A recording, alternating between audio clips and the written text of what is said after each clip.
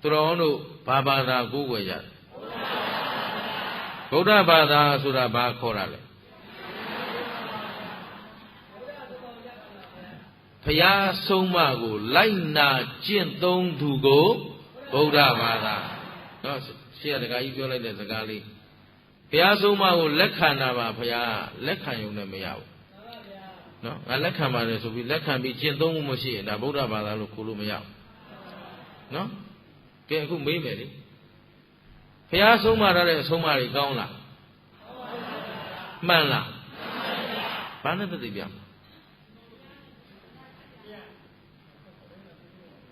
နော်အဲ့ဒါအရေးကြီးတယ်တို့မြန်မာလူမျိုးတွေအဲ့ဒါပေါ့ဟုတ်သလားဟုတ်ပါတယ်ဗျာမှန်သလားမှန်ပါတယ်ဗျာမဟုတ်ဘူးလားမဟုတ်ပါဘူးဗျာ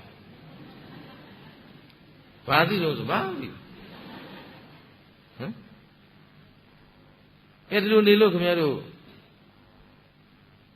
အကျိုးကျေးဇူးရှိပါမလားမရှိရင်ဝေဖန်ပါဟုတ်ပြီနော်မှတ်သားပါအဲ့တော့အခုဘုရားအဆုံး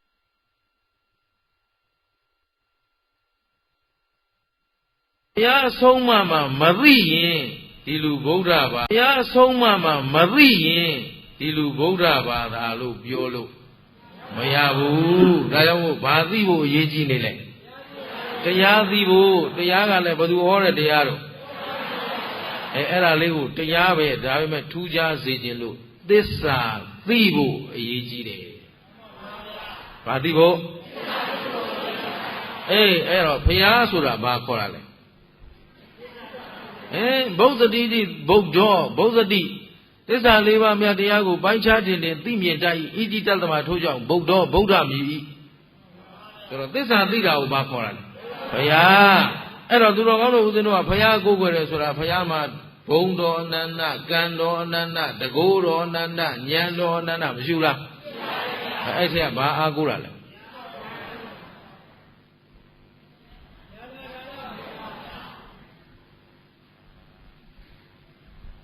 ဘုံတော်အနန္တဘုံကြည့်တာအဲ့ဒါဘုရားကိစ္စဒိုးနဲ့မဆိုင်ဟမ်ဆိုင်သလားဆိုင်ဘူးတကိုးတော်အနန္တတကိုးနဲ့သူ့ကိစ္စသူပြန်တော်မူသွားသူနဲ့တကိုးကပါသွားပြီဘာမှမဆိုင်ဘုရားအခုဘယ်ရောက်သွားပြီပရိနိဗ္ဗာန်စံသွားပြီပရိနိဗ္ဗာန်စံတယ်ဆိုတာပရိနိဗ္ဗာန်ဆိုတာယုံနာချုပ်ငိမ့်သွားတာခန္ဓာချုပ်ငိမ့်ဒုက္ခသိမ့်သွားတာကိုဒါပရိနိဗ္ဗာန်စံတာဒါပေမဲ့ဘုရားမှာယုတ်ရှိသေးလားနာရှိသေးလားမရှိတော့ရင်တကိုးလဲသွားပြီသူနဲ့အတူသိမ့်သွားပြီဒါပေမဲ့ပကံညာဥကဘုရားရွှေစည်းကုံဘုရားနဲ့အာနန္ဒဘုရားဘုရားတကိုးကြီး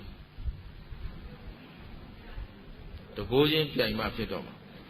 ဆိုတော့ဘုရားလာဖို့ပြောတာကိုတကိုးမှာတဲ့ရွှေစည်းကုံနဲ့လက်ရမှာအာနန္ဒာတဲ့ဒုတယ်မှာဓမ္မယံကြီးတဲ့အမှန်ကြီးကြည်ကြဲဂုံပြိုင်ဘုရားတွေဂုံပြိုင်ထားတာနော်တောင်ဘက်ဘုရားနဲ့မြောက်ဘက်ဘုရားရေထဲကဘုရားနဲ့ရေအောက်ကဘုရားအဲ့လားဆွဲတော်လေးစုဖူးမှပဲပို့ပြီးတော့မှအကျိုးထူးသလိုလိုမနပတ်ချလည်းပြီးအောင်ခိုင်းထားတာပဲဘာမှမဟုတ်အိမ်ထဲကဘုရားနဲ့ဟိုစေတီတွေကဘုရားဘယ်ဟာပို့ပြီးတကူကြည့်တော့အဲ့ဒါအရေးကြီးတာဥဒိတဇီတိကိုခင်ဗျားတို့ကတကိုးပြန်ပြီးတော့ဆူတောင်းပြေးဘုရားတကိုးကြီးဘုရားလှဲ့လုံးတွေထွင်လုံးတွေလုံနေတာဘုရားကိုမမြင်ဘူးရှင်းသလားဟောဘုရားရှင်ကိုတော်မြတ်ကြီးကလေပြည့်စုံအောင်ပြောလိုက်မယ်ယောပဋိစ္စသမုပ္ပါဒံပတ္တိသောဓမ္မံပတ္တိယောအကျင့်ပုဂ္ဂိုလ်သည်ပဋိစ္စသမုပ္ပါဒံပရိစ္ဆသမုပ္ပါအကြောင်းအကျိုးဓမ္မကိုပတ္တိတွေ့သည်မြင်သည်ဖြစ်ပါသောထိုပရိစ္ဆသမုပ္ပါအကြောင်းအကျိုးကိုသိသောမြင်သောပုဂ္ဂိုလ်သည်ဓမ္မံတရားတော်ကိုပတ္တိတွေ့သည်မြင်သည်မြည်၏ဟောအကြောင်းအကျိုးသိမှတရားသိတယ်အကြောင်းအကျိုးတွေ့မှတရားတွေ့တယ်ဟုတ်ပြီနော်ယောဓမ္မံပတ္တိသောမယံပတ္တိယောအကျင့်ပုဂ္ဂိုလ်သည်ဓမ္မငါဘုရားဟောကြားအပ်သောသစ္စာဓမ္မအကြောင်းကျိုးဓမ္မကိုပတ္တိတွေ့သည်မြင်သည်ဖြစ်ပါသော ထိုအကြောင်းကျိုးသစ္စာတရားကိုတွေ့သောမြင်သောပုဂ္ဂိုလ်အားသာလျင်မှန်ရန်ငါဖရာကိုပတ္တိတွေ့သည်မြင်သည်မြည်၏တရားသိမှဖရာသိတယ်တရားမြင်မှရှင်းသလားဒါမို့လို့ဗုဒ္ဓဘာသာတွေမှာနော်ဟိုမှာမန္တလေးမြို့မှာတော့ဒီစကားကိုမကြိုက်ဘူးမကြိုက်ဘူးပဲအကျိုးကပြောမယ်ဘာလို့ပြောမလဲမှန်သောစကားမို့လို့သစ္စာသိစေခြင်းလို့ပြောတာခုရောက်ရဖရာတွေမှာဂျိုးပြေနံပြေဆိုတာမရှိဘူးလားဂျိုးပြေတော့မှလို့နံပြေတော့မှလို့ပေါ့လေပုံသားတွေဘေးရင်တွေလှည့်ကျက်ကြောင်းဗုဒ္ဓဘာသာဘလောက်မြတ်တို့နှိမ့်ကျသွားသလဲဆိုတာအဲ့တော့ဂျိုးပြေနံပြေဆိုတော့ရှင်းနေရှင်းတန်ပေါ့လေဘယ်နဲ့ရရှင်းနေတောက်ရှင်းတောက်မို့လို့ဗုဒ္ဓဟူးလေးသနာပါတယ်တဝက်ခွဲပေးလိုက်ရတယ်ရာဟုပါနော်သဘောပါလား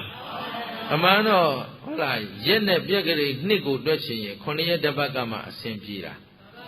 အဲ့တော့အဆင်ပြေတော့ဟိုမှာကရှင်းနေရှင်းတန်လောက်ထားတော့9ရက်ကနောက်ထပ်1ရက်ကလည်းတိုးလို့မဖြစ်ဘူးသိပ္ပံပညာရှင်နဲ့ဗေဒင်ပညာရှင်ညှိမရတော့ဘာလို့ကြတော့ဆိုတော့အဲ့ဒီ1ရက်ကိုဗုဒ္ဓဟူးလေးကခွဲယူလိုက်ဆိုဗုဒ္ဓဟူးလေးသနာပါတယ်နော်ဗုဒ္ဓဟူးကြောင့်ရှင်းသလားအဲ့တော့ရှင်းနေရှင်းတန်တောက်ရှင်းတောက်ဆိုတော့ကဲတောက်ကြတာသူ့မင်္ဂလာကဘုရားဘူးသွားတော့မယ်ဂျိုးပြင်းနံပြေဘုရားရောက်ပြီဘယ်တောင်းကရှိခိုးမလဲတောက်ကြတောင်းကနော်မြောက်တောင်းကိုဗျာအဲ့တော့ဒါဖြင့်သူ့မင်္ဂလာကိုတောက်ကြတောင်းကဘုရားကတော့မှကုသိုလ်ရတာလားတောက်ကြတောင်းကဘုရားကပဲတောက်ကြသားကိုစောင့်ရှောက်မှာလားဘုရားရှင်းတော့ဘုရားတော်မျက်နှာလိုက်တဲ့ဘုရားဖြစ်သွားရှင်းသလားအဲ့ဒါဘလို့သစ္စာမသိခဲ့ကြတယ်တရားမမြင်ဘုရားမမြင်ခဲ့ကြတယ်ဆိုတော့အဲ့ဒီဟာစကြည့်လိုက်ဒါသာသနာထွန်းကားတယ်ပြောလို့မရဘူးဘုရားလည်းဝင်ကြည့်လိုက်တာလည်းဒါသာသနာပျက်စီးလာတာဆိုတာပေါ်နေတယ်ရှင်းသလားအားလုံးကျေနပ်ကြလားကိုယ်သိပြောတာသဘာဝကြမကြစဉ်းစားလေဘုရားဆိုတာမဟာကရုဏာတော်ရှင်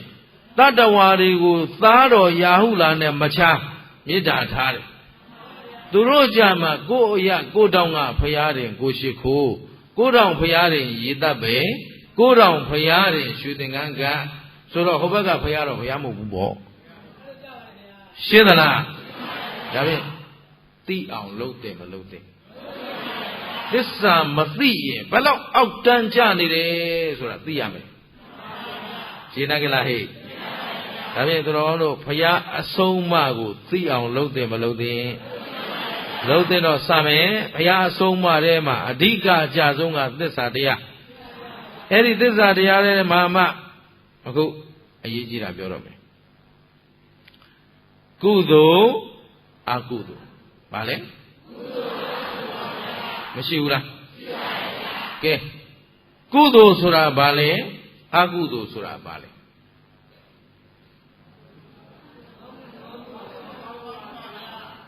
ပြန်မေးမယ်နော်ကုသိုလ်ရဲ့အဓိပ္ပာယ်ကိုသိချင်တာကုသိုလ်ဆိုတာဘာလဲအကုသိုလ်ဆိုတာဘာလဲ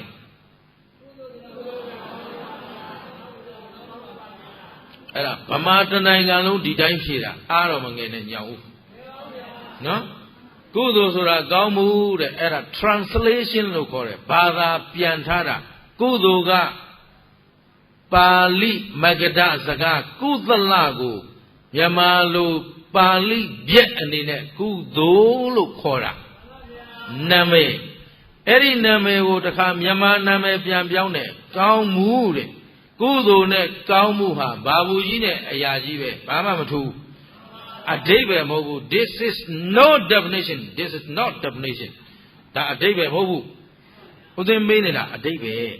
အဲ့တော့မြန်မာလူမျိုးတွေဗုဒ္ဓဘာသာကိုးကွယ်တယ်လို့တော့ပြောတယ်သိဝမ်းလဲစရာကောင်းတာကကုသိုလ်ဘာမှန်းလည်းမသိဘူးအကုသိုလ်ဘာမှန်းလည်းမသိဒါဗုဒ္ဓဘာသာလို့ပြောတော့သိရှက်စရာကောင်းနေပြီပေါ့ဗျာရှင်းသလားအဲ့ဒီကုသိုလ်အကုသိုလ်ကိုမသိတဲ့အတွက်မြန်မာဗုဒ္ဓဘာသာဟာအုပ်ရောကြောက်ရောဗုဒ္ဓဘာသာ အဲ့တော့လောကမှာအချွတ်ရအခက်ဆုံးလူမျိုးပြောပါဆိုရင်မြန်မာလူမျိုးနော်အချွတ်ရအခက်ဆုံးသစ္စာသိအောင်ပြောရအခက်ဆုံးဘာသာဝင်ကိုပြောပါဆိုရင်ဗုဒ္ဓဘာသာဝင်ဘာသာကြောက်ဟောတာသိလွယ်တယ်သူတို့ကတစ်မျိုးတည်းပဲစွဲတာသူခင်ဗျားတို့စွဲထားတာကတကူကူလို့တော့မယ်ဆိုရဲရစာပြတ္တာအစလာပြီတပည့်တော့အလူပေးခြင်းလို့တဲ့ရဲရစာလေးရွေးပြပါဆိုတော့ပြန်မေးလိုက်တယ်ရဲရစာနေ့လှူမှကုသိုလ်ဖြစ်တာလားပြတ္တာနေ့လှူရင်ကုသိုလ်တွေယော့သွားသလားဒါဖြင့်ဘာလို့ယူရင်းနေသလဲရှင်းသလားဒါသဘောပေါက်တယ်မပေါက်တဲ့အဲ့ဒါလိုများစဉ်းစားကြည့်သားမှာပြတ္တာနေ့ကိုထညက်စားရင်အေးလေပြတ္တာနေ့မို့လို့တော့ရှင်မသွားပါဘူးကွယ်ရဲရစာနေ့ငရုတ်သီးစားရင်အေးလေပြတ္တာမို့လို့ရဲရစာမို့လို့ငရုတ်သီးလည်းချိုမသွားပါဘူးဒါဖြင့်ရဲရစာနဲ့ပြတ္တာအဓိကဟုတ်ရဲ့လားအဲ့ဒါဗုဒ္ဓဘာသာတွေဒါနဲ့တင်လမ်းဆုံးနေတာသူတို့ကုသိုလ်အစစ်အကုသိုလ်အစစ်သိအောင်မလုပ်ဘူးအဲ့တော့သာသနာဟာမြန်မာနိုင်ငံမှာနှစ်ပေါင်း1500နီးနေပြီသာသနာထိန်းလာတာလေသို့တော့နွားကြောင်းသားသာသနာနော်ဒီနွားတွေကရလာတဲ့အကျိုးရလဒ်ကိုနွားကြောင်းသားဟာခံစားပိုင်ခွင့်မရှိဘူးနွားပိုင်ရှင်မဖြစ်ခဲ့ကြဘူးသာသနာသမိုင်းမှာသာသနာကိုအတွန့်ရှည်ဆုံးထိန်းလာတာမြန်မာနိုင်ငံအိန္ဒိယမှာဖျားပရိနိဗ္ဗာန်စာပြီးနှစ်900ကြာသာသနာကွယ်တယ်သီဟိုရောက်တယ်သီဟိုမှာနှစ်900ကြာသာသနာကွယ်တယ်အခုမွန်ပြည်နယ်ရောက်လာတယ်မွန်ပြည်နယ်ကနေမြန်မာပြည်တထုံကနေအနော်ရထာမင်းကြီးရှင်အရာနဲ့တူပင့်ဆောင်လာလို့သာသနာပကံရောက်သဘောပါလားအဲ့တော့အဲ့ဒီကလေးကရင်ထိန်းလိုက်လိုက်တာနှစ်ပေါင်း1500ကျော်ပြီသို့တော့အိန္ဒိယမှာတော့ဘုရားရှိတုန်းကကလေးကပွင့်ထွန်းလာခဲ့တဲ့သာသနာမို့လို့အထူးမဆိုတော့ဘူးသီဟိုမှာသာသနာထွန်းကားတဲ့အချိန်တုန်းကကောက်ဆိုင်သမကစအဘိဓမ္မာသင်္ကြိုကိုပိုင်အကုန်ရနေတယ်နော်အကျော်ကျော်ရင်းနဲ့လည်းတရားရနေတယ်ငါးများရင်းနဲ့လည်းတရားရနေတယ်ဟုတ်ပြီတော့အဲ့တော့သီဟိုခေတ်မှာယဟန္တာတွေကကြက်ပြန်မကြသီဟိုမှာရွှေစေတီကြီးထီးတင်တော့ယဟန္တာပေါင်း9ကတိဗမာပြည်မှာဖြစ်ဖူးပြီလားနှစ်ပေါင်း1500ဘာများထူးခဲ့တယ်လဲမဆိုရင်ဓမ္မစရိယဦးထိလိုက်ရေးတဲ့ယဟန္တာနဲ့ပုဂ္ဂိုလ်တူများတဥစ္စာပဲရှိရှင်းသလားအဲ့ဒါဘာမသိခဲ့လို့လဲသစ္စာမသိခဲ့လို့ကိုယ်ွယ်မှုစင်ကြယ်တယ်မစင်ကြယ်ဘူးဖျားတဲ့ဝင်ကြည့်လိုက်ရင်သိတယ်အ ਨੇ ဆုံးနတ်ယုတ်တစ်ခုတော့ရှိရှင်းသလားတောင်ပိုင်ဘိုးဘိုးနဲ့မြောက်ပိုင်ဘိုးဘိုးနဲ့ဘာအရှင်သခင်မနဲ့ရှုပ်ရှက်ကိုခတ်နေတယ်ရှင်းသလားအဲ့ဒါဘာဖြစ်လို့လဲဆိုတော့အမှန်တရားကိုမသိတော့အဲ့ဒီအမှန်တရားဟာဘယ်အမှန်တရားကိုမသိတာလဲဆိုရိုးရိုးလေးပြောလိုက်ပါဟောလေကြည့်ကုသိုလ်နဲ့အာကုသိုလ်ဓာတ်ကိုမသိတာဒီကုသိုလ်အာကုသိုလ်မှမသိပါဘူးဆိုရင်ဒီပုဂ္ဂိုလ်ဗုဒ္ဓဘာသာလို့မဆိုနဲ့ရှင်းသလားသမာဓိဋ္ဌိဟာကမ္မတက္ကတသမာဓိဋ္ဌိကစရမှာဘယ်ဟာစရမှာလဲကမ္မတက္ကတဆိုတာကံကံရဲ့အကျိုးပေါ်မှာယုံကြည်မှု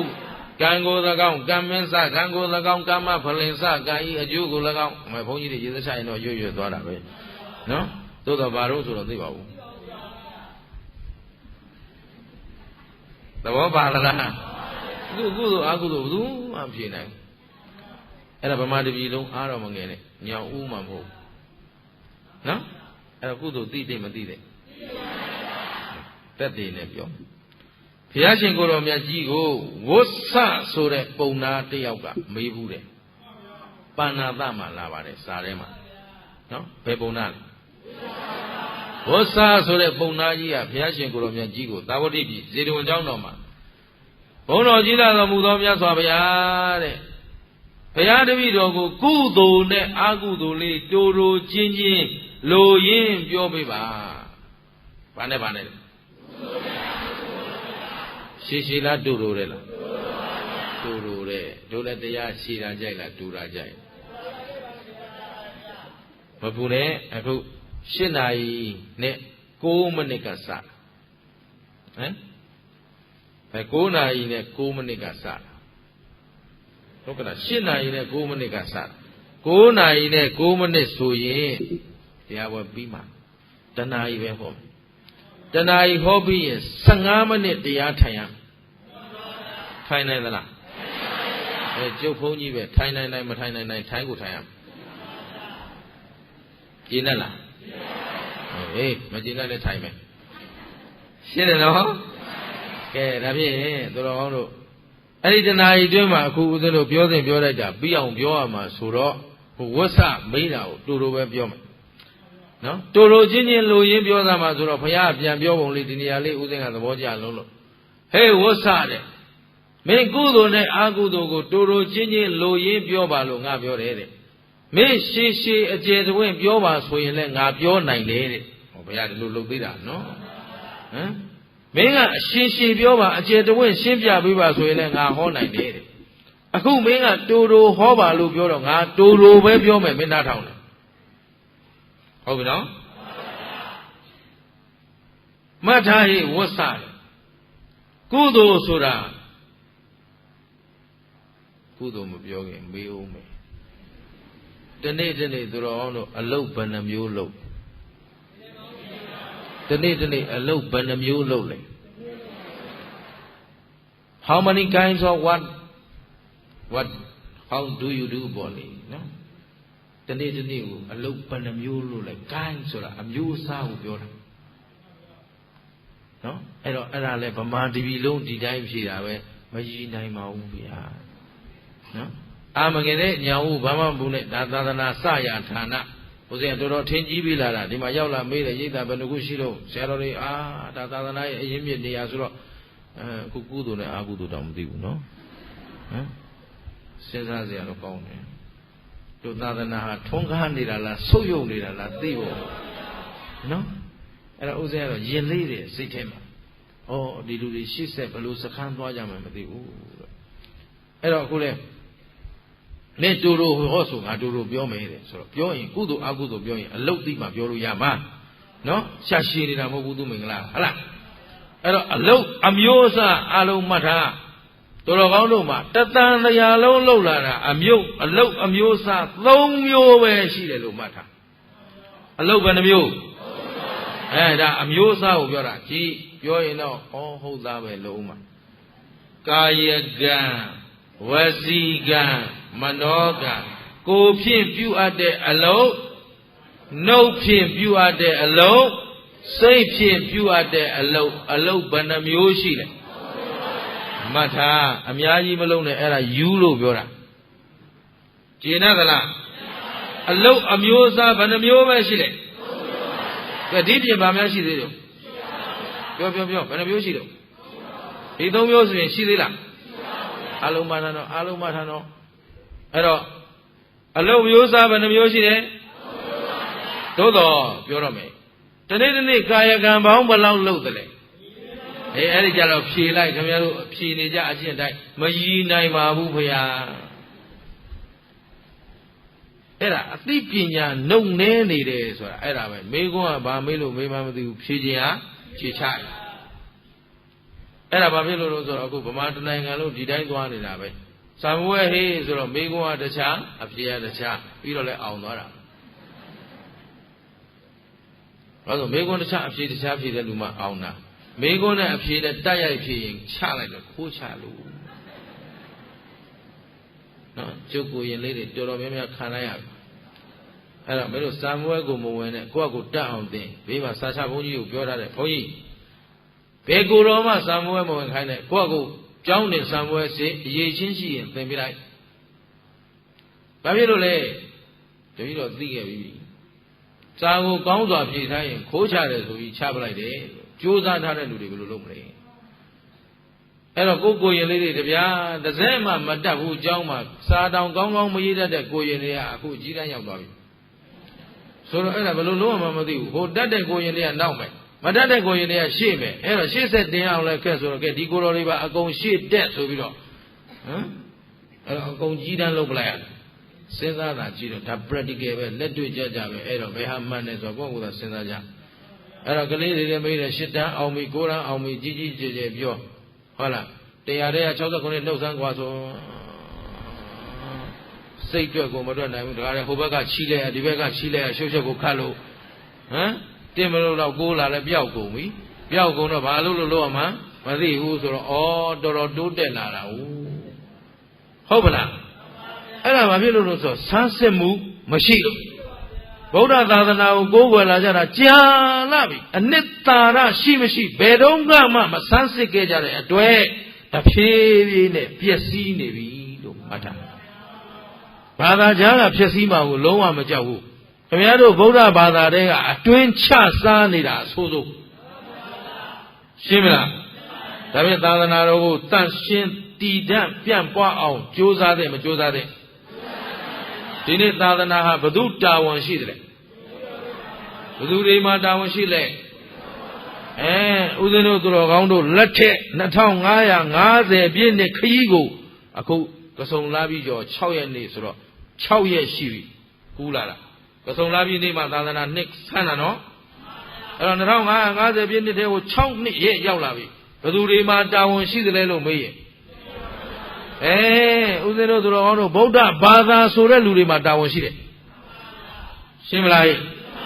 ဒါပေမဲ့ပထမဦးဆုံးသာသနာလေးတည်တံ့အောင်အရင်လုပ်ပါဦးဘာလို့အောင်ရင်လုပ်ရမလဲတည်တံ့အောင်အဲ့ဒါကိုဗုဒ္ဓသာသနာစိတ်ဓာတ်ဒိဋ္ဌတုလုပ်နေုံနဲ့တော့မရရှင်းမလားရှင်းနိုင်ကြလားကောင်းပြီအဲ့တော့အခုကြီးအလုတ်တစ်နေ့တစ်နေ့တသံတရားလုံးဘယ်နှမျိုးလုံးလာလဲသုံးမျိုးပဲရှိတယ်ဟုတ်ပြီဘာတွေလဲကာယကံဝစီကံမနောကံရှင်းရတယ်နော်အဲ့ဒီကာယကံဝစီကံမနောကံအလုတ်တစ်နေ့တစ်နေ့အလုတ်ပေါင်းဘယ်လောက်လုပ်သတုံးဆိုတော့မှမရည်မတွက်နိုင်အောင်လုပ်ထားတယ်ရှင်းပြီနော်ကဲအဲ့တော့မှပြောမယ်ဒကာကြီးဝတ်စာတဲ့ကုသိုလ်ဆိုတာလောဘဒေါသမောဟမပါတဲ့ကာယကံဝစီကံမနောကံအလုတ်ကိုကုသိုလ်ခေါ်တယ်ရှင်းသလားအဲ့ဒါအတူချုပ်ပြီးပြောတော့မကြည့်လောဘဒေါသမောဟမပါတဲ့အလုတ်ကိုကုသိုလ်လောဘဒေါသမောဟပါနေတဲ့အလုတ်ဆိုရင်ဒါနလုပ်သီလလုပ်ချင်အလုပ်လောဘဒေါသပါနေရင်လောဘဒေါသမပါမရှင်းသလား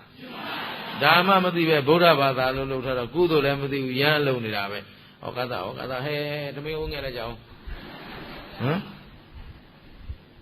အလူပေးမလို့ဖျားတဲ့ဘုန်းကြီးတဲ့သင်္ကန်းလေး10စုံဝယ်မလို့အေးငါတကကြီးစီဖုံးဆက်လိုက်ပါမယ်ဆိုတော့မဟုတ်သေးဘူးတဲ့သင်္ကန်း10စုံက3စုံကတစ်မျိုးဖျားတဲ့2စုံကတစ်မျိုးတဲ့ဟေးဘယ်လိုဖြစ်ကြတော့တပည့်တော်တို့ဘုန်းကြီးအရင်ကတတိတိုင်းပဲဖျားတဲ့ဟုတ်ဘုံမရင်မတရင်ကိုတော်လေးတွေကတော့ဘုံမပေါ့ဖျားတဲ့ဟိုကိုတော်ကြီးတွေကတော့ကိုတော်ကြီးတွေမကောင်းလို့သာပြင်ရတာလေအဲ့တော့တို့တော့ရက်သင်္ကန်းမေးအဲ့ဒါကုသိုလ်ဖြစ်သလားစလာကြတဲ့ဦးဇင်းတို့ကထိန်တစ်ခုရည်သက်ချပေးတယ်ရည်သက်ချပေးခဲ့သံဃာသတေးမှာဘုန်းကြီးတွေကလိုက်ဆိုနေအောင်မှားနေပြီတဲ့ဆိုတော့မှားတာလဲတောင်ဘက်ထိပ်ကဘုန်းကြီးနဲ့မြောက်ဘက်ထိပ်ကဘုန်းကြီးကိုမှားတာဘုန်းကြီးမှားတာတော့မဟုတ်ဘူးသင်္ကန်းမှားတယ်အဲ့တော့သူတို့သံဃာသတေးမှာက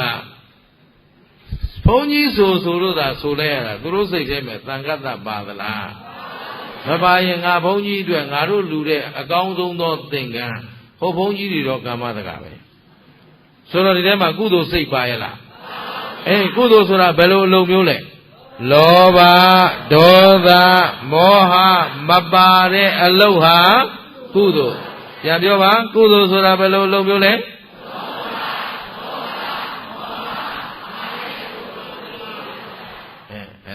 အဲ့ဒါလဲပမာတနိုင်ငံလုံးတူတယ်လောဘဒေါသမောဟတိညီတဲ့နောက်မပါတဲ့အလုံးကြောင့်ဝါချသွားအဲ့ဒါဘယ်လိုမှမသိဘူးဦးဇင်းတို့သင်ရတာတော့ခက်တယ် အဲ့တော့အရေးကြီးတာကြမှာသူတို့ဖြောက်တာဟုတ်ပြီနော်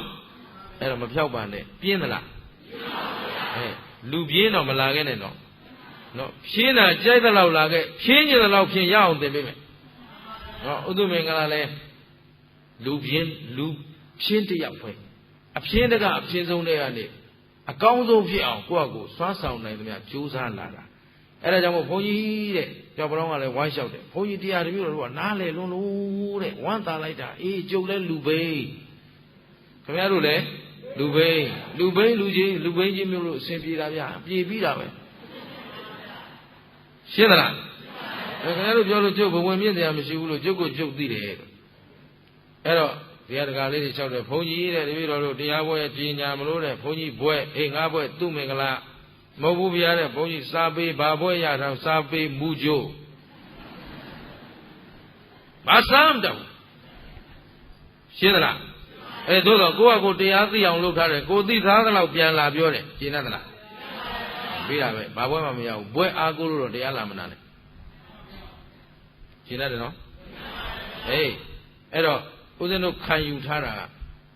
သာသနာကိုငါစွမ်းနိုင်သလောက်အသက်ပေးပြီးတော့ရွတ်ဆောင်ပေးနေတာသေတဲ့ထိဟောမယ်တရားကိုရှင်းတယ်နော်ဟေးဦးဇင်းတို့ကြောင့်တော့လွယ်မာတဲ့ဓမ္မဘယ်သူမှမရစေရဘူးလို့ဆုံးဖြတ်ချက်နဲ့ဖရာပေါ်မှာအကျွင်းမဲ့ယုံကြည်မှုတရားပေါ်မှာအကျွင်းမဲ့ယုံကြည်မှုနဲ့သာသနာပြုလုပ်ငန်းကိုလုပ်နေတယ်ဘာပွဲမှမလုပ်ရှင်းသလားနောက်ဘုန်းကြီးညံကောင်းပါလေစာမွေးဖြေဦးပါဟုတ်ပြီနော်မင်းတို့ပွဲရမှာငါပြင်မယ်ဆိုတရားမှလာမပြင်နဲ့ရှင်းသလားသဘောမပါသလားအင်္ဂလိပ်ပညာတတ်ခေတ်ပညာဟောတယ်ခေတ်ပညာဘာလို့ဖို့တော့ဘုန်းကြီးနဲ့ခေတ်ပညာနဲ့ဘာဆိုင်လို့ပြောရတယ်နော်ခေတ်ပညာဘွဲအမိန်ငိုလို့တက်ယူခဲ့တယ်ယူပြီးခဲ့တဲ့အဲ့ဘွဲလည်းမှလွတ်ပြစ်တာခုထိမသုံးဘူးဘာလို့ဆိုနိုင်ငံခြားရောက်လဲလွတ်ပြစ်ခံရတာပဲနော်ရှင်းသလားအဲ့ဒါဘာမှမတတ်တဲ့လူတွေဘွဲလည်းမကင်ထားတော့ဘာကျေးဇူးများမလို့အဲ့တော့ကိုမတတ်ဘူးဝန်ခံထားတယ်မကင်ဘူးအဲ့ဒါဟုတ်ကလားကိုနဲ့ထိုက်တန်တဲ့အလုပ်ကိုလုပ်နိုင်တာကိုဂုံယူလက်မှတ်ကိုဂုံယူမနေနဲ့ရှင်းသလားကိုဗမာပြည်ကလူတွေကဘာနဲ့လမ်းဆုံးတယ်လက်မှတ်နဲ့လမ်းဆုံးရှင်းတတ်ကြလားသဘောပါတယ်နော်အဲ့တော့စာသင်ရင်လည်းရည်ရွယ်ချက်မှန်ရမယ်စာတတ်အောင်သင်စာသင်ရင်လည်းဘာလို့အောင်အတန်းအောင်သင်ရမှာလားစာတတ်အောင်သင်ရမှာရှင်းသလားကျောင်းအသီလရှင်တွေကိုရင်လေးတွေအကုန်လုံးစာတတ်လိုက်ပို့ထားတယ်အားလုံးကိုစာတတ်အောင်သင်ခိုင်းတယ်ဘုန်းကြီးဒီနေ့လည်းတပြည့်တော့ကြားပြန်ပြီကြားပါစီကွာအဲ့ဒီအတန်းတွေကြားရင်တော့ကြားငါမေးမယ်လားဒါသိသလားသိတယ်ဒါသိသလားသိတယ်ဒါနားလေလားနားလေတယ်โอเคစာတတ်ရင်တော့ပြီသွားရှင်းသလားဘယ်တမ်းမှအောင်ကြမလို့စာတတ်အောင်လုပ်ခဲ့စာသင်တာဘာလို့ဖို့စာတတ်ဖို့အဲ့ဒါအတန်းအောင်ဖို့သွားလုပ်ရင်ပျက်စီးပြီးသားမှတ်ပြီးတော့ရှင်းသလားဦးဇင်းတို့ကိုဓမ္မစီရဘုန်းကြီးတစ်ပါးလျှောက်ဖူးတယ်မောင်သူမင်္ဂလာကြီးဒါလေးပြောပေးစမ်းပါငါကွာတဲ့ငယ်တုန်းကဆွမ်းခံသွားတိုင်းဆွမ်းခံအမအိမ်ကကိုရင်ကိုတော့ဘယ်နှတန်းရောက်ပြီငယ်တန်းလားလက်တန်းလားလုပ်နေတာနဲ့ငါအတန်းအောင်မဲတင်လှုပ်လာတာအခုဓမ္မစီရတော့ပြီးပြီဒါပေမဲ့ကွာမင်းပြောသလိုငါတရားကိုထိုးတွင်ပြီးမသိဘူးစာလဲငါကျွမ်းကျင်မတတ်ဘူးငါဝန်ခံတယ်အဲ့ဒါဘာဖြစ်လို့လဲဆိုတော့မေးတဲ့တရားဓမ္မတွေကအတန်းမေးတော့ငါလည်းအတန်းအောင်မှဖြစ်မယ်သူလို့အတန်းလှုပ်လာတာကွာအဲ့တော့ငါတို့တော့ကတော့ခိုးချတာမရှိဘူးဟေးတဲ့အခုတော့ဘုန်းကြီးလည်းခိုးချတာပဲကိုရင်လည်းခိုးချတာပဲကျောင်းသားတွေလည်းခိုးချတာဆိုတနိုင်ငံလုံးသခိုးကြီးဖြစ်ကုန်ရှင်းသလားဒါဖြင့်ဒါပြင်သင့်မပြင်သင့်ဒီတိုင်းသာသွားနေတိုးတက်မှလားဆုတ်ယုတ်မှလားဆုတ်ယုတ်ရင်လည်းမကောင်းဘူးနစ်မွန်းတော့မယ်ရှင်းသလားဒါဖြင့်အကောင်းဆုံးဖြစ်အောင်ကြိုးစားသင့်မကြိုးစားသင့်ကြိုးစားရမယ်ဆိုဒီချက်ကလေးရင်သိပါလောဘဒေါသမောဟမပါတဲ့ပြန်ပြော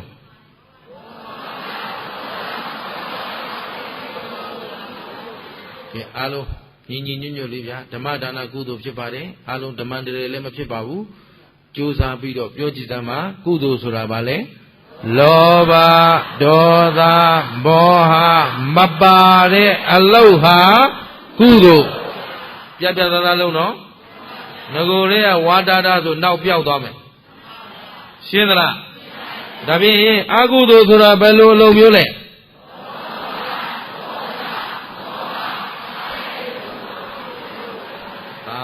သာဓုတော်တော်လေးတော့ညီလာပြီနော်အဲ့ဒီလိုညီညီညာညာနဲ့မှတ်သားထားမှတော်တော်ကောင်းတို့မှတ်မိမှာနော်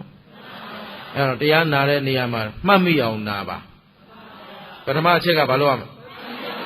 မှတ်မိအောင်နာပြီးရင်သိအောင်လုပ်မှတ်မိအောင်နာပြီးရင်အေးရောက်ရင်ဒီနေ့ဥဒုမင်္ဂလာပြောလိုက်တာအကုန်ပြန်စဉ်းစားကျေနပ်သလားမကျေနပ်ရင်ပြဿနာမနဲ့ပြန်ပြဿနာလာလုံနိုင်တယ်ကိုတော်ပြောတာဒါမကျေနပ်ဘူးရှင်းသလားညောင်ဦးမှာ9ရက်နေဦးမယ်မိုးကုတ်ရိပ်သာထဲမှာတဲတယ်မကျေနပ်တာလာပြောလိုက်ရှင်းသလားအဲ့ဒါဦးဇင်းတို့ဗုဒ္ဓရဲ့အဆုံးအမကိုအကောင်းဆုံးသိအောင်9ရက်အတွင်းမှာအစွမ်းဆာနိုင်ဆုံးကျေးဇူးဆက်သွားမယ်သာသနာရဲ့ဇာတိမြေဖြစ်နေလို့ရှင်းတယ်နော်အဲ့တော့ဒီမှာကုသိုလ်အကုသိုလ်ကစမှလည်းသာသနာဒီကစပြုရမှာဟုတ်ဗျအခုမှစပြုရမှာအဲ့တော့သာသနာဆိုတာသာသနာပြုနည်းဘယ်နှနည်းရှိတယ်နှစ်နည်းတည်းရှိတယ်နော်သုံးနည်းများတယ်ဖတ်ဖတ်မောနေလိမ့်မယ်နော်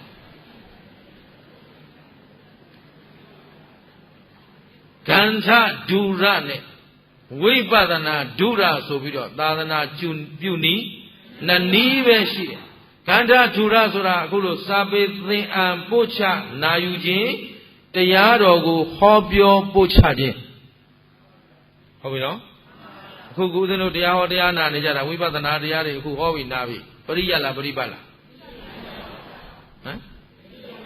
ပရိယတ်ခေါ်တယ်အမထနောက်ကရောင်ဝါးတွေမှတ်ပါလေအတန်ကမပိုင်ရင်သူတို့တိုးသွားတာဟမ်တရားဟောတရားနာတယ်ဆိုတာပရိယတ်လားပရိပတ်လားပရိယတ်သင်ကြားနေတာပို့ချနေတာရှင်းသလား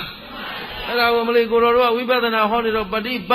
တ်ဆိုရင်ခင်ဗျားတို့စကားပြောစရာကုန်လုံးကြောမျက်လုံးပိတ်ပါးစပ်ပိတ်ပြီးငေါ့ထုတ်ထိုင်နေုံပဲရှင်းသလားကိုယ့်အကိုအားထုတ်တာမှပฏิပတ်အဲ့တော့ဘုရားဆုံးမကိုသိအောင်လုပ်ခြင်းဟုတ်ပြီနော်ပရိယအဲ့ဒါပရိယတိသာသနာပြုနည်းနောက်အဆုံးအမတိုင်းကျင့်ကြံအားထုတ်ခြင်းပฏิပတ်တိသာသနာပြုခြင်းဘယ်နှနည်းပဲရှိတယ်ရှင်းသလားကျန်တဲ့သွန်သင်္ကန်းကြောင့်စေပစ္စည်းလေးပါပံ့ပိုးတာကသာသနာရဲ့ပစ္စယနုတ္တဟအချမ်းအယံဟုတ်ပြီနော်ဒါကိုတို့ကသာသနာရဲ့အရင်းမြစ်ကိုအရင်းမြစ်စီမသွားဘဲနဲ့တမင်းကိုတဖျားအပြိုင်ဆိုင်တည်ထားခဲ့တော့ပကံခြေချစရာမြေ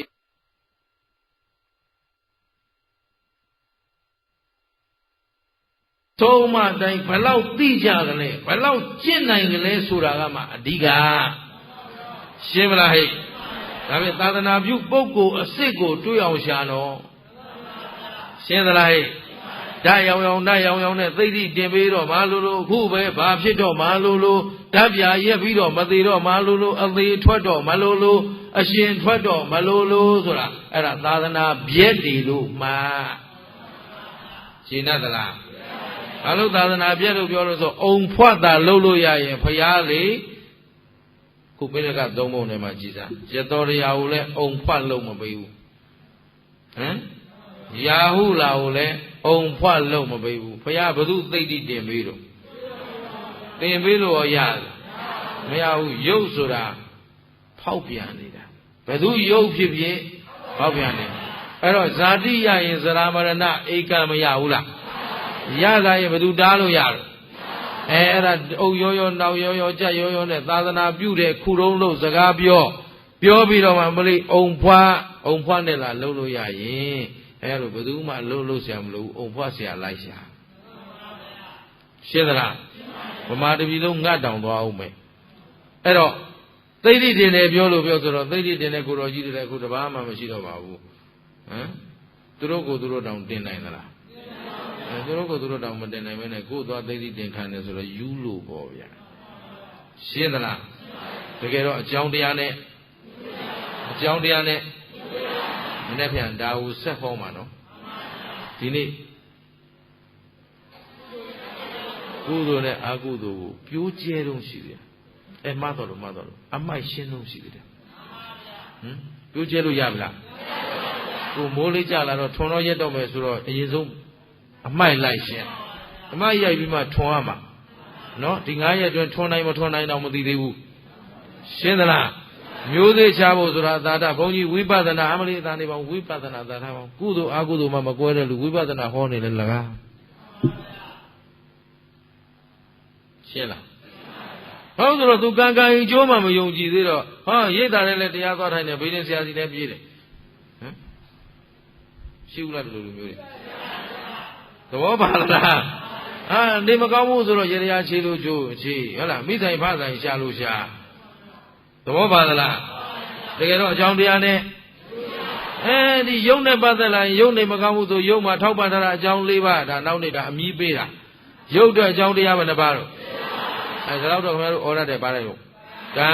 စိတ်ဥရုအာဟာရဒါဟိုဝတ္တတာတွေပါလို့ဆိုနေပါဟိုအခြေခံတော့မပိုင်ခဲ့ဘူးနောက်ကသိရမယ့်ဟာတွေကြသိသိအောင်အောင်ဖြစ်ဟိုဟာမပိုင်မဲနဲ့ဒါသိတယ်လို့ပြောလို့ကိုမရဘူးရှင်းသလားအဲ့တော့ယုံနဲ့ပတ်သက်လာရင်စဉ်းစားမှာကံကြောင့်လားစိတ်ကြောင့်လားဥရုကြောင့်လားအာဟာရကြောင့်လားစိတ်ကြောင့်ဖြစ်ရင်စိတ်ဖြစ်ဥရုကြောင့်ဖြစ်ရင်ဥရုဖြစ်အာဟာရကြောင့်ဖြစ်ရင်အာဟာရဖြစ်ကံကြောင့်ဖြစ်ရင်ကံတော့ပြင်မရဘူးခင်ဗျားတို့ခံတော့ရှင်းသလားအဲ့တော့ပြင်မယ်ဆိုရင်လည်းအတိတ်ကံကဆိုးကျင်သလောက်ဆိုးပြစ္ဆုတ်ပံစေတနာမှန်အောင်ကြိုးစားရင်မရဘူးလားအဲ့တော့ကံကြောင့်ဖြစ်ရင်ကံပြင်ပေါ့အဲ့ဒါဘေးရင်သွားမေးလို့ရေရာခြေလို့ရှင်းသလားဘိုးတော်ကယ်ခိုင်းလို့ရှင်းတယ်နော်ဘိုးတော်တွေတောင်သူတို့ကိုသူတို့မကယ်နိုင်ဘူးအဲ့ဒါခင်ဗျားတို့ကယ်နိုင်မှာမလားအဲ့တော့ဘု து ကိုဘု து အားကိုးရမှာဘုရားကပြောထားတာသဗ္ဗေသတ္တကမ္မတကတတ္တဝါတွေမှာဘာပဲအားကိုးရရှိတော့ဘု து စီမံတယ်လို့ခံရတာဟုတ်ပြီအဲ့ဒီမှာအာတာဟိအာတနောနာထောဘုရားစကားလေးတွေသိကောင်းတာပါတယ်လေမြန်မာလိုပြောရင်မိမိကိုမိမိအားထားတယ်ဘာဖြစ်လဲအဲ့တော့အခုမိမိကိုမိမိအားထားပါဆိုခင်ဗျားတို့ကသူများအားထားနေတော့မှန်သေးရဲ့လားဒါဗုဒ္ဓဘာသာလို့ပြောလို့မရတော့ဘုရားကဘု து ကိုဘု து အားကိုးအောင်နောက်ဆုံးတတိသံပါကံဇနေတိတူသောအကျိုးပေးတယ်ဘယ်လိုအကျိုးပေးကောင်းတာလုပ်ရင်ကောင်းကျိုးပေးတယ်မကောင်းတာလုပ်ရင်ကောင်းတာလုပ်ပြီးမကောင်းကျိုးပေးတယ်လို့မကောင်းတာလုပ်ပြီးကောင်းကျိုးပေးတယ်လို့လဲရှင်းရလားဘယ်လိုအကျိုးပေးတယ်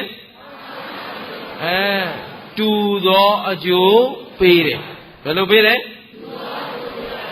ဦးဇင်းတို့ဓမ္မကိုမြတ်နိုးတာတန်ဖိုးထားတာအဲ့ဒီချက်ကလေးတွေဘုရားကအတ္တဟိအတ္တနောနာတော့သိကြတယ်ကိုအားကိုးရတာကြိုက်တယ်အခုဥဒုမင်္ဂလာတော့မင်းတရားတွေဟောပေးနေတယ်တတ္တဝါတွေကိုဒါမှမင်းမက်ဖို့ယူတော့လို့ဘုရားကများပေးလို့ရလို့လာပေးမယူဘူးဗျာဘာလို့ဆိုတပည့်တော်မဲ့ရကြောင်းဖွေရကြောင်းမလုပ်ရသေးဘူးကိုလှုပ်ယူမယ်အရှင်ဘုရားလာမပေးနဲ့ကျင်းရသလားဘုရားနာတောင်မတောင်းကျန်တဲ့လူတွေသာထားလိုက်အမေဖေနာတောင်မတောင်းလောကကြီးမှာအမေဖေနာကလေမွေးလာကြတဲ့အရွယ်ရောက်ကြတဲ့တိတ်ကြောက်တာတစ်ခုရှိတယ်အမေဖေနာကအမွေရမှာတိတ်ကြောက်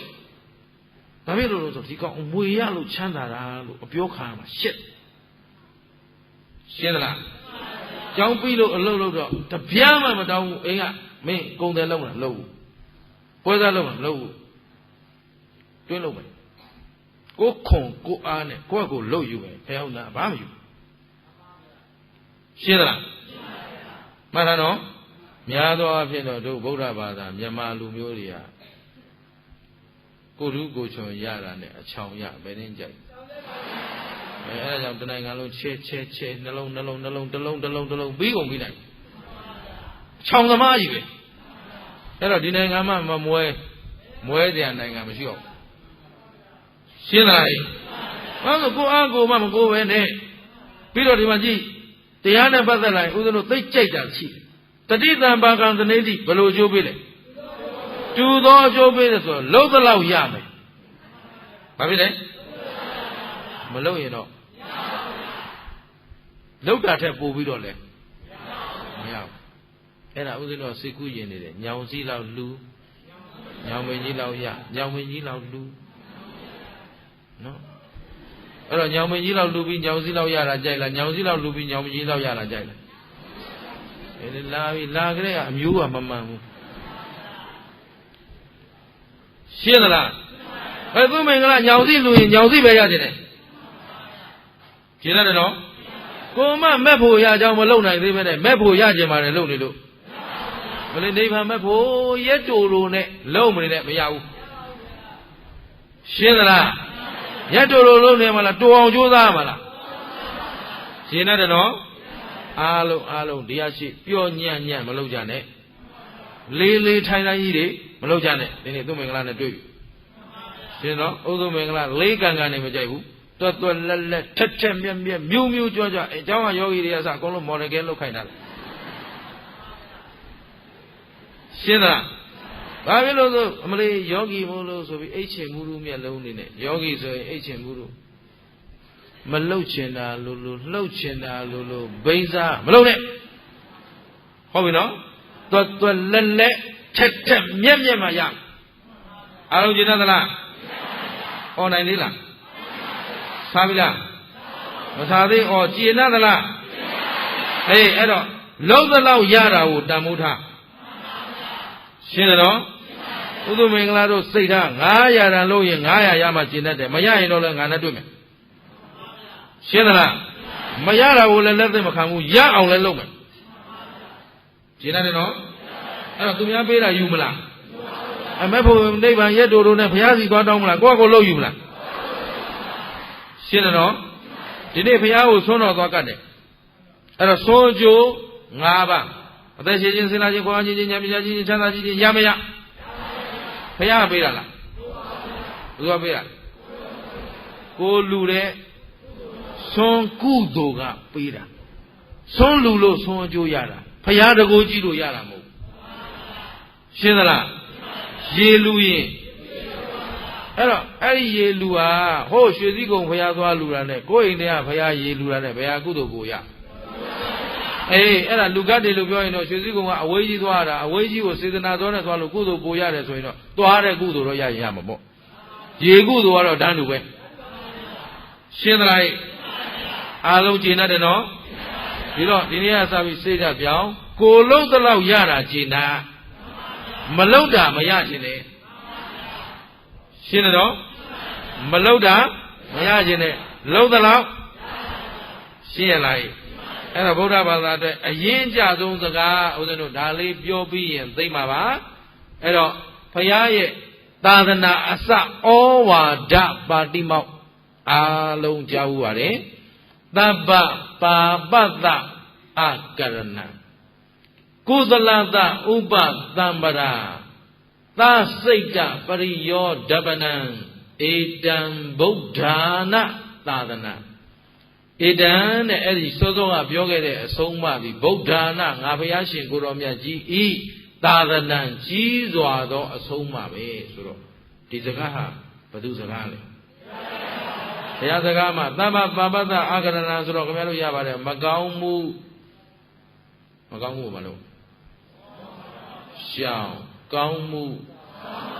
ဖြူအောင်စိတ်ကိုယ်တာအားလုံးရပါတယ်ဆိုလိုက်သမှာမကောင်းမှုရှောင်ဒါငကူကဆုံးမထားတာခု2006 model မှာမဟုတ်တော့ဘူးပြောင်းလိုက်ပြီနော်သဗ္ဗအလုံးစုံသောပါပတ္တမကောင်းမှုမှန်သမျှတို့ကိုအကရဏကရဏဆိုတာပြုကျင့်တာဆိုတာမလုံနဲ့မကောင်းမှုမှန်သမျှပါလေမလုံနဲ့ရှောင်လို့မပြောဘူးရှောင်ဆိုရင်ခင်ဗျားတို့ဝိလေကြောင့်မလုံဥပုသ်ဆောင်မလို့တဲ့သီလမယူခင်ကသီလတဏ္ဍခါလိမ့်ထားတာ အဲ့ဒါရှောင်တာရှောင်တာရှင်းသလားသီလမယူခင်ကဘာလို့လဲတဏှာလိမ့်တယ်ဆိုတော့မယူခင်ကကျိုးနေပြီရှင်းတယ်နော်မကောင်းမှုရှောင်ဆိုတော့ဝိလေကြောင့်မှလုပ်တယ်အဲ့တော့ရှောင်ဆိုတဲ့စကားနဲ့မရတော့ဘူးရှေးကဖွဲ့ဆိုခဲ့တဲ့ဆရာတော်ကြီးတွေတောင်းပန်လိုက်တဲ့ရှင်ဘုရားခုခေတ်လူတွေကရှောင်ယုံနဲ့မရတော့ဘူးလို့အပြတ်အမိန့်ပေးမှရမကောင်းမှုမှန်သမျှအကရဏဆိုတာမလုံနဲ့တဲ့ဒီတော့ဘုရားကဘာပြောလဲဆိုတော့မကောင်းမှုမှန်သမျှမလုံကြနဲ့ရှင်းသလားပြောမကောင်းမှုမှန်သမျှโอเคအားရပါရပြောသမှာဟုတ်မကောင်းမှုဆိုတာဘယ်လိုမျိုးလဲ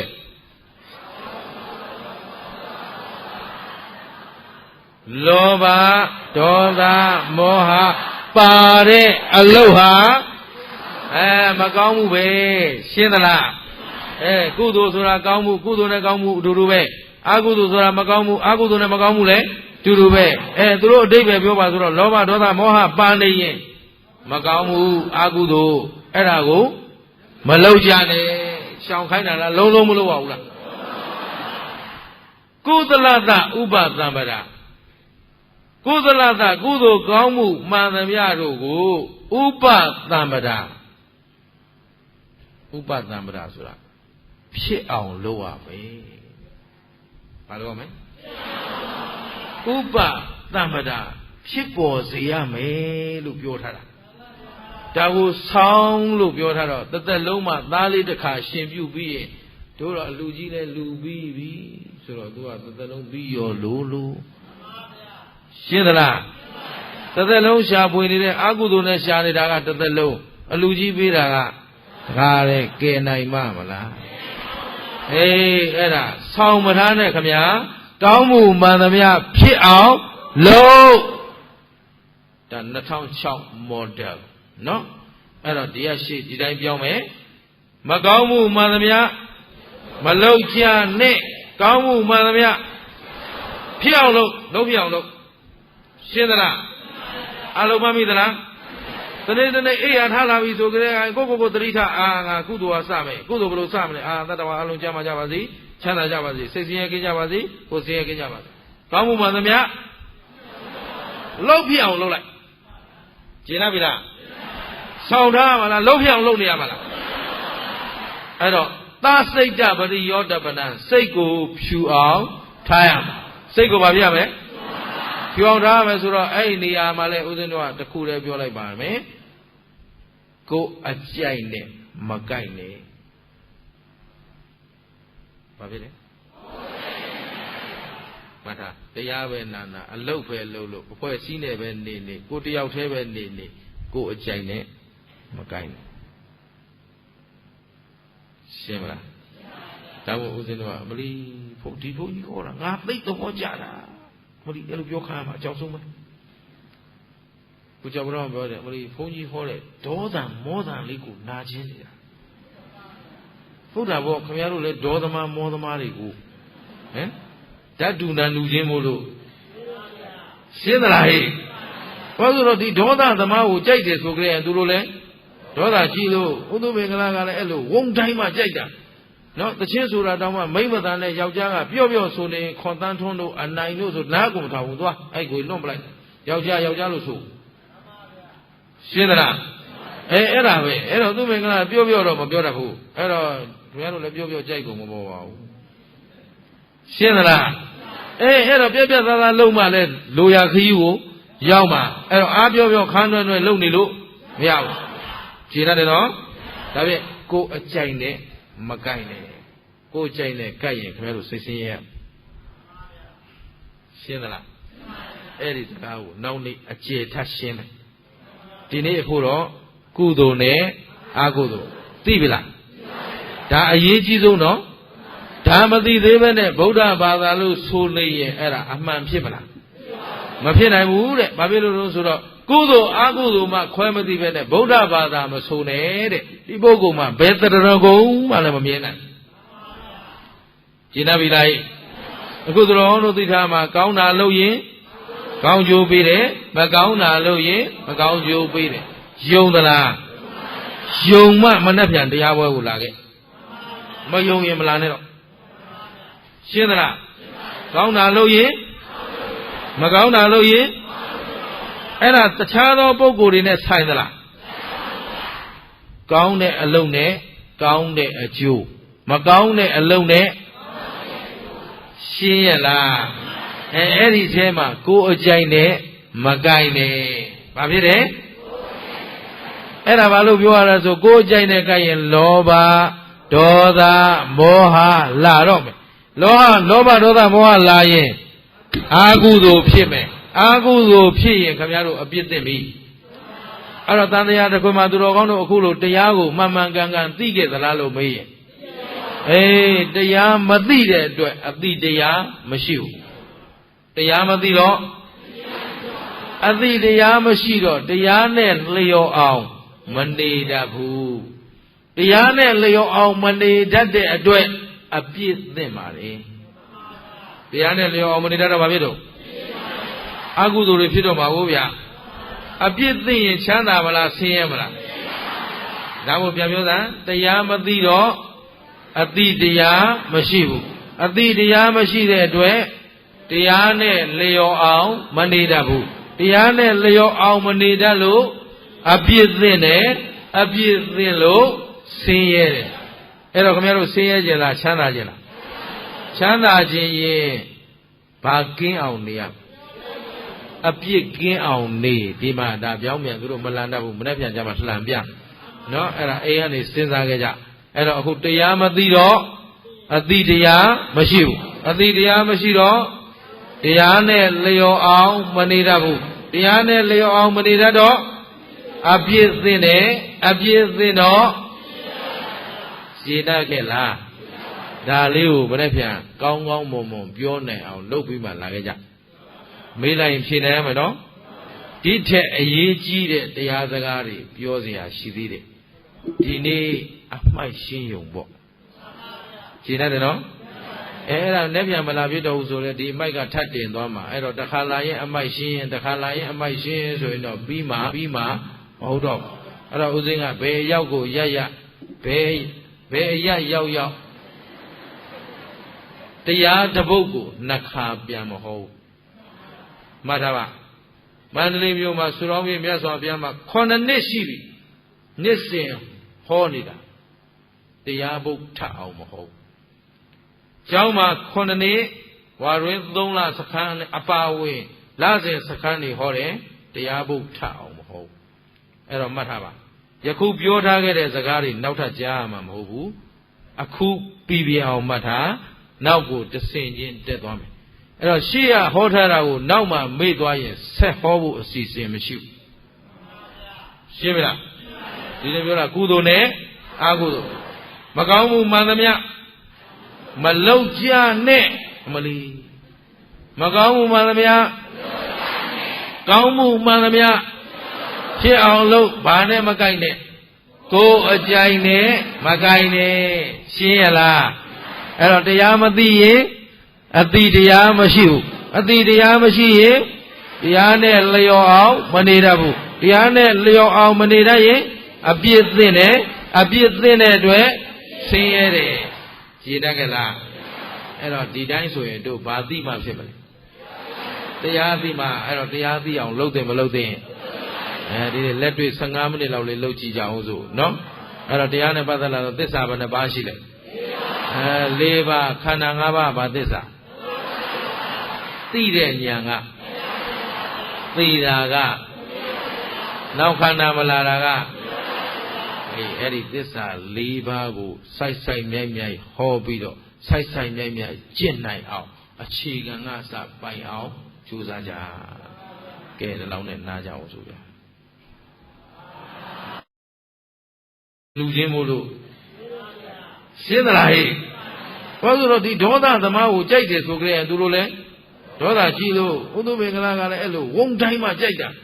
နော်တချင်းဆိုတာတောင်မှမိမသာနဲ့ယောက်ျားကပျော့ဆိုနေခွန်တန်းထွန်းတို့အနိုင်တို့ဆိုနားကိုမထောင်ဘူးသွားအဲ့ကိုလွန့်ပလိုက်ယောက်ျားလို့ဆိုရှင်းသလားအဲ့ဒါပဲအဲ့တော့သူမင်္ဂလာပျော့တော့မပြောတတ်ဘူးအဲ့တော့ခင်ဗျားတို့လည်းပျော့ကြိုက်ကုန်မပေါ်ပါဘူးရှင်းသလားအဲ့တော့ပြက်သားလုံးမှလည်းလိုရာခရီးကို ရောက်မှာအဲ့တော့အားပြောပြောခန်းတွဲတွဲလုံနေလို့မရဘူးခြေရတယ်နော်ဒါဖြင့်ကိုအကြိုက်နဲ့မကြိုက်နဲ့ကိုအကြိုက်နဲ့ကြိုက်ရင်ခင်ဗျားတို့စိတ်ဆင်းရဲရှင်းသလားအဲ့ဒီစကားကိုနောက်နေ့အကျေထပ်ရှင်းမယ်ဒီနေ့အခုတော့ကုသိုလ်နဲ့အကုသိုလ်သိပြီလားဒါအရေးကြီးဆုံးနော်ဒါမသိသေးပဲနဲ့ဗုဒ္ဓဘာသာလို့ဆိုနေရင်အဲ့ဒါအမှန်ဖြစ်မလား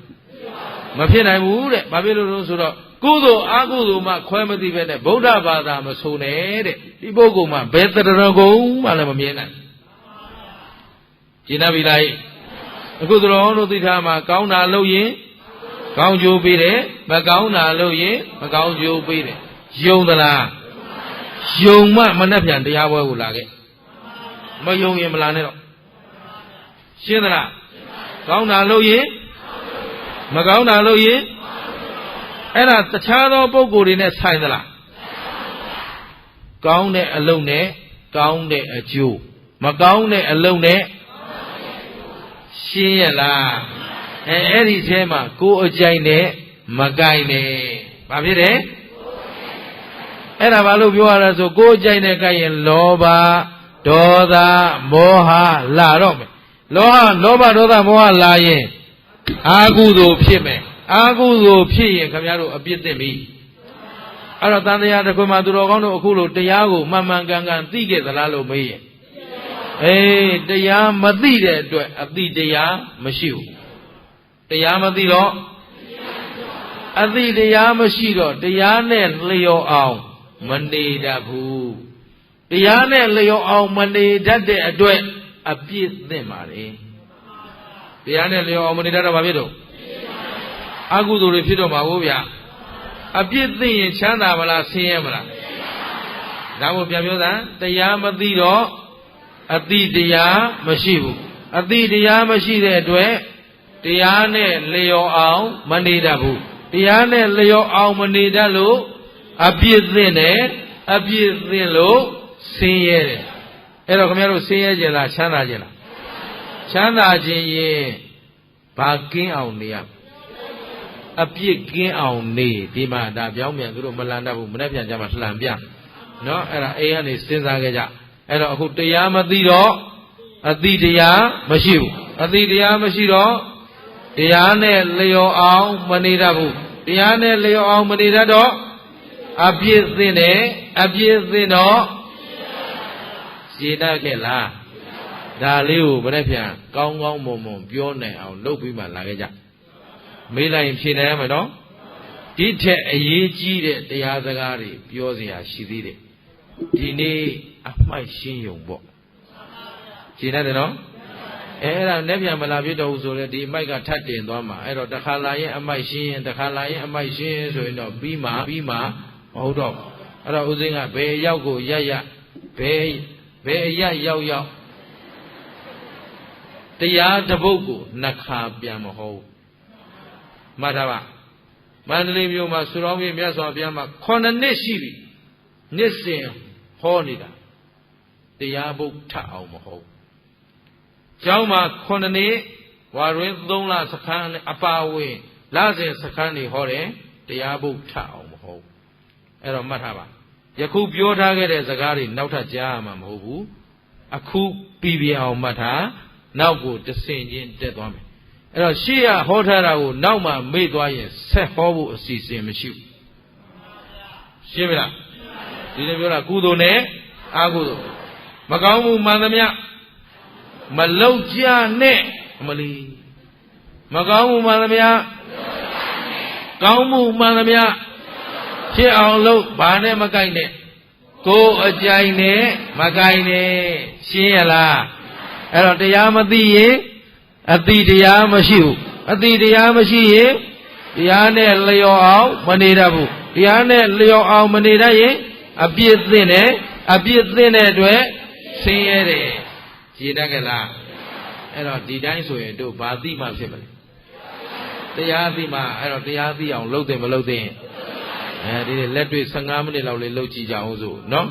အဲ့တော့တရားနဲ့ပတ်သက်လာတော့သစ္စာဘယ်နှပါးရှိလဲ4ပါးခန္ဓာ5ပါးဘာသစ္စာသိတဲ့ဉာဏ်က သေတာကနောက်ခန္ဓာမလာတာကအဲ့ဒီသစ္စာ၄ပါးကိုစိုက်စိုက်မြိုက်မြိုက်ဟောပြီးတော့စိုက်စိုက်မြိုက်မြိုက်ကျင့်နိုင်အောင်အခြေခံကစပိုင်အောင်ကြိုးစားကြကဲဒီလောက်နဲ့နားကြအောင်ဆိုဗျာဒီတိုင်းဆိုရင်တို့ဘာသိမှဖြစ်မလဲတရားသိမှအဲ့တော့တရားသိအောင်လုပ်တယ်မလုပ်တဲ့ဒီလက်တွေ့15မိနစ်လောက်လေးလုပ်ကြည့်ကြအောင်ဆိုနော်အဲ့တော့တရားနဲ့ပတ်သက်လာတော့သစ္စာဘယ်နှပါးရှိလဲ၄ပါးခန္ဓာ၅ပါးဘာသစ္စာသိတဲ့ဉာဏ်ကသိတာကနောက်ခန္ဓာမလာတာကအဲ့ဒီသစ္စာ၄ပါးကိုစိုက်စိုက်မြိုက်မြိုက်ဟောပြီးတော့စိုက်စိုက်မြိုက်မြိုက်ကျင့်နိုင်အောင်အခြေခံကစပိုင်အောင်ကြိုးစားကြကဲဒီလောက်နဲ့နားကြအောင်ဆိုဗျာကြအောင်ဆိုဗျာ